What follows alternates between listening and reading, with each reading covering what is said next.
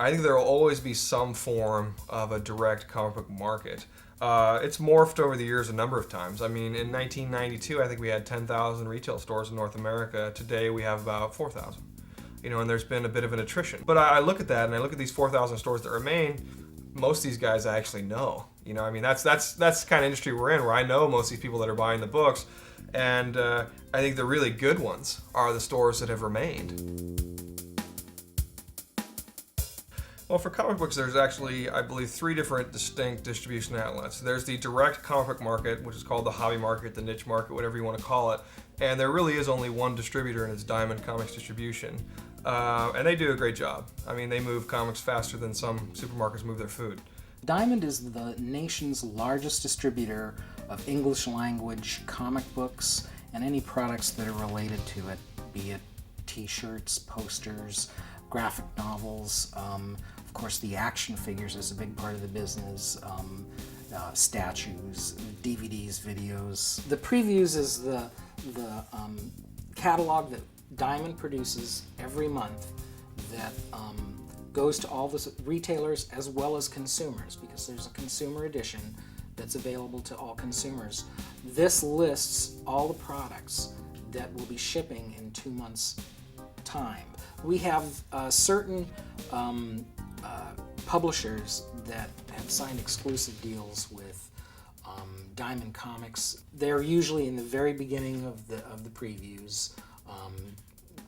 Publishers like Dark Horse, DC Comics. The next section would be all of your comics outside of the major publishers, your independent publishers, your self-published books. And the other thing we do is we promote and market projects for about 6 months to a year. I think the biggest mistake a lot of people make is they say, "Oh my God, I have the greatest idea ever," and they immediately solicit it in the catalog. And their whole marketing is that they have this nice little write-up and previews, and that's all they've got.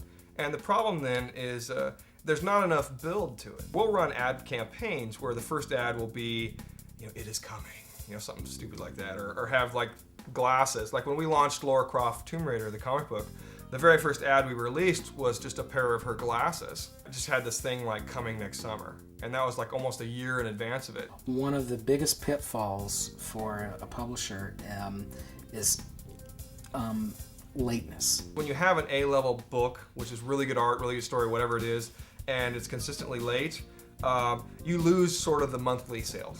I think a lot of people have gotten frustrated, and I think that's why, there's several reasons why I think the bookstore market and the trade paperback itself has grown as such a big market, and sort of the traditional comic book monthly flyer, pamphlet, book, whatever you want to call it, has sort of become less and less important. As far as other media is concerned and how that affects the creativity and the creative process of a comic book, well, the reality is, in Hollywood and technology has finally caught up with what we do as a genre. And you'd be foolish not to keep in mind other media. You need movies, television, video games, toys, what have you, to grow as a business. You need to be thinking in terms of, you know what, this is a great idea, but what else can I do with it? Well, licensing off of pure comic book properties is very difficult. Not very many companies who do toys, t-shirts, not your fashion victims, your changes. These guys are not going to typically pick up your typical comic book license and make it unless there's some sort of television or film support that they can get into mass merchandisable things. There are a few companies like Dynamic Forces, Graffiti, that do things. Some companies like Dark Horse do their own material. They'll make little Zippo lighters, they'll make that. A lot of these are just hustle. You go in and you tell the company why they need it, and you make the right deal with the right guy at the right time.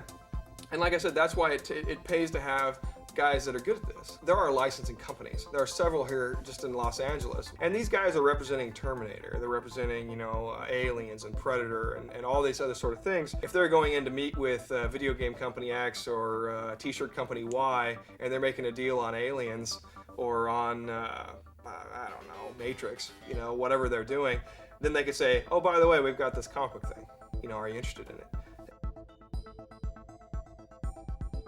I think what makes comics successful, or is making it easier to, or makes it easy to take to film and television, is the fact that they're heroes. And people love hero stories, and there's a real fantasy fulfillment element to comics. If I want to take a comic and I want to move it into, if I want to get it made into a movie, as a movie, is to really find the core idea within a comic, because comic books are created for the comic book reader, and a lot of times it's not a natural movie idea. In certain cases, even with Spider-Man, which is a huge hit, you have to go and you have to find out what's the core theme and the core elements that make it a commercial movie. So the first step is really to find what that is within each story. With, for example, with Witchblade, you have to understand what it is about the project that made it, commercial. And once that's done, you have to then begin to put it together in a package, whether it's with a writer or a director, or what the right vision is to then take it to a network or a studio and get it licensed. So the licensing process is about understanding what's cool, universal, and unfortunately saleable about your property, and then finding elements, usually talent elements, writers and directors, almost never actors, that will allow the studio to see in that material a movie-worthy version of that story.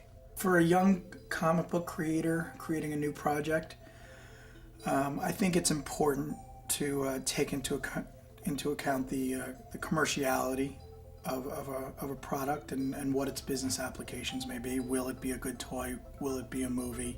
Will it be a series? But again, at the end of the day, it all comes down to passion. I think that comic creators should look to retain chain of title. Understand what it is you own and own it. And because ultimately, at the end of the day, your value, unfortunately, is not going to be judged by a studio, for instance, by your ability to write this project, because you may not get a shot to write it. But if you own it and you own chain of title, they have to make the deal with you. And for people who don't know, chain of title is essentially the trademark. Basically, when Top Cow publishes something, they trademark it in all media. The title Darkness, for instance, is trademarked in all media. Top Cow owns that trademark. So if us or anyone else tries to publish a comic book or a movie called The Darkness, they have to buy that title from us.